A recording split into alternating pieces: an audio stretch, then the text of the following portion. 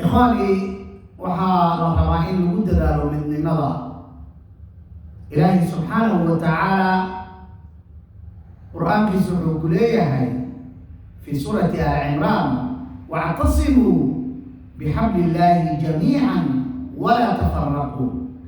إلهي حركز قبصد الله ولا تفرقوا يا ركلتين. مؤمنين توحى ربا إن يسكو حرنادان دانتوضا iyo maslaxadooda inay ilaalsadaan raba oo ay wax kasto oo dib u keenay inay ka dheeraadaan khaasatan dadka qurbaha ku nool waxaa la rabaa oo aan u jeedinayaa inay isku xirnaanta lagu gaaro horumar mid adduunyo iyo mid aakhiro. waad ogeydeen nabigeena calayhi salaatu wasalaam saddex qof hadduu meel uu diraayo nabiga calayhi salaatu wasalaam mid ayuu madaxa ugu dhigi jiray. waa saddex qof oo safar ah maslaxadooda fiiri saddex waay saddexda sabab maxaa waay macnaha waxaana la tusayaa ahmiyadda iyo mas-uuliyadda iyo isku xirnaanta iyo midnimada ummadda. waxaa la rabaa in la xoojiyo. nabigeena calayhi salaatu wasalaam markuu geeriyooday oo ilaahay oofsaday inta godka aan la dhigin hoggaan aa lagu dhawaaqay sidii nabi loo duugi lahaa wixii la sameyn lahaa. macnaha waxaana la barayaa ahmiyadda iyo midnimada iyo isku xirnaanta iyo tafaraaruq oo dhan ayaa la diidan yahay. haddii la isku xiran yahay meel lagaa soo geli kara ma jirto. haddii laakiin qof kasta dhibkiisa uu iska qarsado kii lasoo taabto iyo kii macnaha mashaakil uu ku dhaco keligaa wax ma xalaysan kartid. laakiin markii la isku xirmo oo maslaxadda hal ay noqoto waxaa waaye meel kasta waxbaa laga keeni karaa.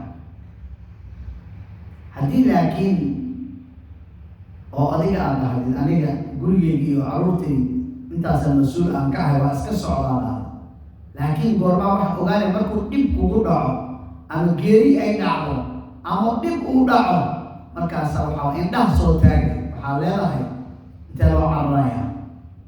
marka ikhwaani meel kasta oo idinka aada joogtaan hala isku xirnaado.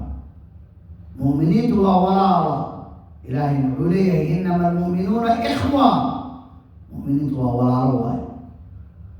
walaaltinimada waxaa rabaa in la xoojiyo, in ilaahay dartiisa ay isu jeclaado. maalinta qiyaamaha markii la tago dadka ilaahay dartiisa isu jeclaa waa loo wacaya ayna mutaxaabuun aa leeyahay. xadiidkii nabiga calayhi salaatu wasalaam sabcatu yudilluhum allahu fii dilih yowma laa dilla ilaa dilluhu. maxaa ka mid ah warajulaani taxaabaa fi llaahi ijtamaca calayhi wa tafaraqa calayhi. ilaahay dartiisa la isu jecel yahay. labada ilaahay dartiisa ay isu jeclaayeen markii la kala dhintay ilaahay dartiisay u kala tageen. khalaas wax adduunyo iyo wax oo adi dad aa ka leedahay ma jirto. ilaahay dartiisa la raba inaad qofkaa u jeclaatid. laakiin xoogoo madaxweyne waaye waxa kuu haystaa hoos ka soo gal, xoogoo bilka ka qaado, xoogoo gurigoo ka qaado lama rabo. ilaahay dartiisa la raba inaad u jeclaatid qofka. marka ikhwaani midnimada marka ahmiyaddaasay leedahay iyo isku xirinaanta. haddii laakiin midnimo la waayo maalin kasta dhib buu badanayaa. beri waxaad arkaysaa waxbaa inta lagu dilay, beri waxaad arkaysaa dhibaa dhacay. habeen iyo maalin waxaa waaye dhibkaas. marka waxaa lagu xallin karaa midnimada lagu xallin karaa in la isu imaado oo la is aamino oo walaaltimo la muujiyo oo waxaa la rabaa lagu dadaalo tarbiyada iyo guryaha iyo masaalixda caamka oo dhan in la ilaaliyo. intaas marka aan midnimada aan kasoo gudbo qodobkii wixii waxaa waaye waddankii waxaa ka jira abaaro. waad aragteen social mediaha meel kasta waxbaa ka socdo. waddankii ha lala socdo, ha la gargaaro. wallahu fii cawni alcabdi maa kaana alcabdu fii cawni akhiih wuli nabiga calayhi salaatu wasalaam. qof walaalka ah u gargaaro, qof walaalka ah wax sii qof walaalkaa wax u tar haddii adi wax aan haynin dadku walaalaha wax ugu soo aruuri waxaa raba waddankii waad u jeedaa waana baaba-ay ilaahay roob ha u keeno laakiin waxaa la rabaa in adigi meel kastoo adiga aada joogtid waxa qabo dadka walaalaha dhibka haddii laguu sheego waxaa la rabaa inaad u danqatidaa la rabaa naf haddaad nooleysid waxaa hal naf haddaad adiga aada nooleysid waxaa lamid tahay qof dadka oo dhan noolay ilaahay qur-aanku muxuu ku leeyahay waman axyaaha fakaannamaa axya annaasa jamiican fiir hal nafka haddaad badbaadisid waxaa lamid tahay adoo dadka oo dhan badbaadisid haddii oo adiga macnaha oo hal naf aad dishid waa lamid tahay inaad dadka oo dhan aad dishid aa lamid tahay marka waxaa rabaa in nafta la badbaadiyaa la rabaa in ummadda maslaxadeeda loo badbaadiyo in ummadda waxaa rabaa korkooda aan lagu dagaalamin in laysu tanaasulaa la rabaa haddii laakiin adiga kursigaa aad ku dhegtid kaasna waxaa waaye xagga taagan yahay in la isu imaadaa la rabaa oo la tashto oo abuuraha lagu tashtaa la rabaa oo maxaa naga qaldan maxaan sacaynaa tanaasulka waa sharaf waaye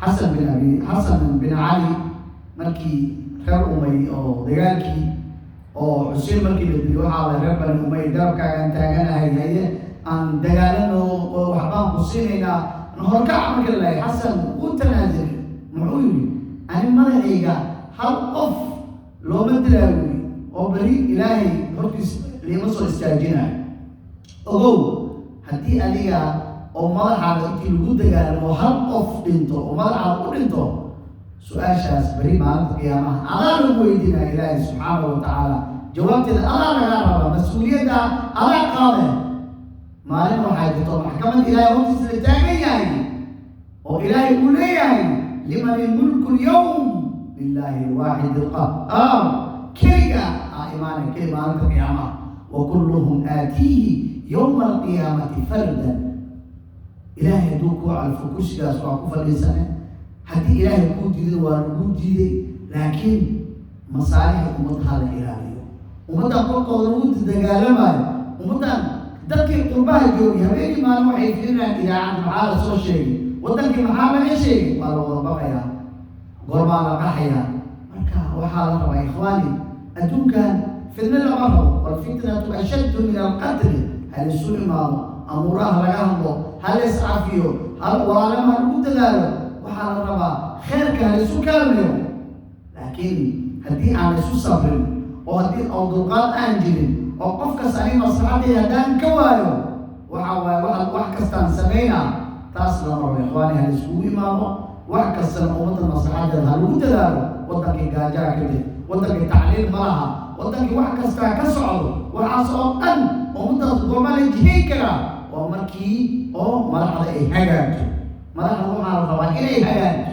mas-uuliyad waxaa la rabaa inaad ka soo baxdaan aa la rabaa ikhwaani dagaal wax uu taraayo malaha adduunkan shalay asoo taagana imaad aa lagu keenay shalay waa yareeyay haddii waxaad ogaane adduunkan asoo taagana ka tagay khalaas meedyaa waraha beri waa bexe marka waxaa la rabaa in maslaxadda adiga ummadda iyo inaad dadaashidaa la rabaa qofka ilaahay u talagalay dadka hogaaminaya waad aragta wadamada carabta waxa ka dhacay aaw dadkii oo koreys isku dhejinaya aaw kulligood waa bexe waa tusaale waayo marka waxaa la rabaa ikhwaani in laysu imaado in dadka qurbaha joogo indhahooda waa taagan yihiin qurbaha waa dadka waxaa laga yaabaa qofka hataa wuxuu leeyahay waddankii goormaa waddanka loo duceeyo waxaa dareemaya dadka qurbaha jooga inay dhiban yihiin waxaad ku ogaaneen